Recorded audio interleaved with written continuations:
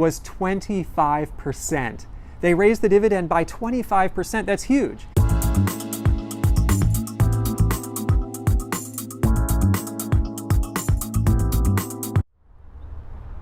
Welcome back. This is Ian Lopuk from ppcian.com with another video about dividend growth investing. Today's video is one about starting yield.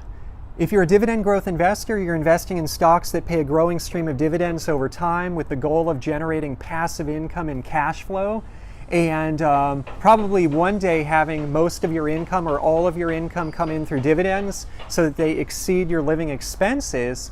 You're probably wondering, should I buy stocks that have a low entry yield but have a higher growth rate of dividends? Or should I buy stocks that have a good starting yield, a big one, but might be growing their dividends a little bit slower? Well, I want to share a tale of two stocks today. And as a full disclaimer, I own both of these stocks for the long term myself. One is Southern Company, ticker symbol SO, and the other is Starbucks, ticker symbol SBUX. So Southern Company, right now, as of today, they are yielding an entry yield of 4.66%. This is a fabulous starting yield in this market. This is a very generous yield. You typically see these types of yields with high quality utilities companies like Southern Company. So that's very enticing to buy into a stock like that. And in fact, I don't think I bought too much Southern Company recently, but just preparing for this video today makes me want to buy some of that stock. It's just a good starting yield. So that's Southern Company. Well, the other one is Starbucks. Starbucks actually just fell down a little bit on their earnings, on the news that they were closing some of their Teavana stores, and I actually think it presented probably a pretty unique buying opportunity. That's just my opinion, but their starting yield right now is 1.8%. 1.8%, that's pretty low. That's lower than I typically like to target, although in terms of full disclosure, I did just purchase some Starbucks very recently. And so how do you approach these two very different stocks? Well, the way I like to approach them is I like to look at a 10-year model. So here's the deal. If you look, just making things easy, the last time Southern Company raised their dividend, how much did they raise it by? They raised it by 3.5%. And so just in terms of modeling, what I am going to model here is for the next 10 years, I'm going to assume Southern Company can keep that up. They're going to keep raising their dividend by 3.5%. It may continue at that rate. It may taper off a bit, but let's just assume the last dividend increase, that'll continue for the next 10 years. Starbucks, the last dividend increase was 25%. They raised the dividend by 25%. That's huge. And so again, I'm going to use that for the model. For the next 10 years, let's say Starbucks can keep increasing dividends 25% year over year. And again, that might taper off. That's probably aggressive. I don't know if they can keep that up for 10 years.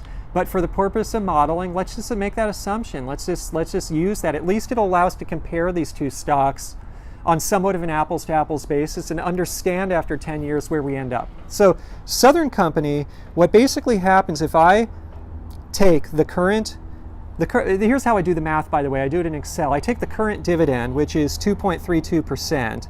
Sorry, $2.32. I take the growth rate of 3.5%. What I do is I take the 232, which is the current dividend, and I multiply by 1.035 to the 10th power. So that'll basically get me what the raw dividend amount will be in 10 years. Then I take the raw dividend amount and I divide it by the current share price to get my current yield on cost. Basically what happens is if I hold Southern Company for 10 years and they keep increasing the dividend 3.5% per year, I come up with a 6.7% yield on cost. Yield on cost basically takes my future yield, future dividend, divides by the purchase price that occurred in the present day. The reason that's important is because it shows the true value that I'm getting on the stock that I'm purchasing now. So I don't even need the dividends in the next 10 years, but 10 years out, maybe I will need the dividends. So I want to know, how much am I really yielding here? That's why I like yield on cost. So whereas the entry yield right now is 4.66% on Southern Company, if I hold it for 10 years, I won't be yielding 4.66%. I'm going to be yielding 6.7%. Not bad, pretty good. I'm comfortable with that. steady, safe, reliable. Let's do the same thing with Starbucks. So again, starting yield is 1.8%. In terms of dollar amount, the amount of dollar yield you're getting now is $1. So again, the math that I did in Excel is I took $1 and I multiply it by 1.25. So that's basically represents 25%, the 25% growth to the 10th power to compound it out over 10 years.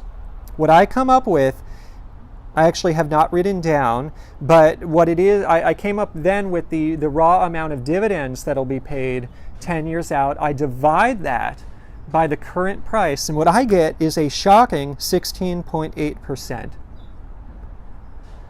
That is fabulous. And this may even sound unrealistic, but let me tell you, I have stocks that I've held for a long time. I'm thinking now how long. Held them over 10 years. I've had some stocks now that I'm yielding very high amount on that I've held probably more about 13 years. And I am yielding upwards in that range, in that 13 to 16% yield on cost range. And this is just fabulous. And so I don't know if this is actually going to materialize with Starbucks. I imagine the dividend will probably taper off and my yield on cost 10 years from now probably be closer maybe to 10 to 12% range, not 16.8%. But the fact of the matter is to yield 12% yield on cost, that is amazing in a market right now where there's basically no interest rates, very low yields. And so the question becomes, which one should I buy? Should I buy the Southern, the Starbucks? Should I sacrifice current yield or should I take on current yield? And I think it depends on a few things. First and foremost, I say in my personal portfolio, don't choose. Get a mixture, diversify, get it all. I like to diversify because I just don't know. I think on the high growth dividend stocks like Starbucks, you're taking on a little more risk because you don't know what's going to happen. I can't guarantee that the dividend will keep increasing at that rate.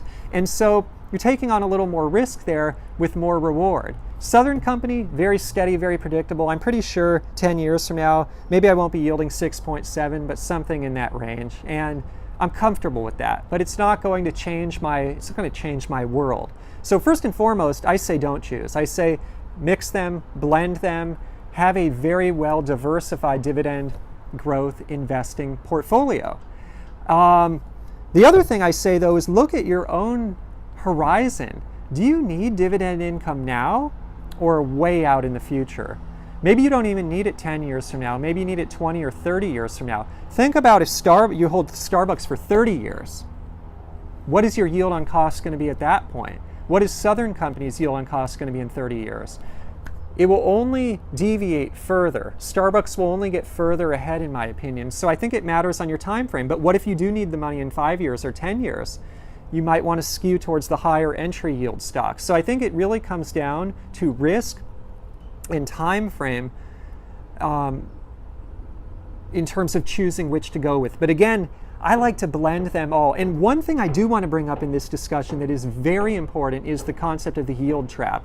If you are, let's say your investing persona makes you go more towards the Southern Companies of the world. You want to be more safe.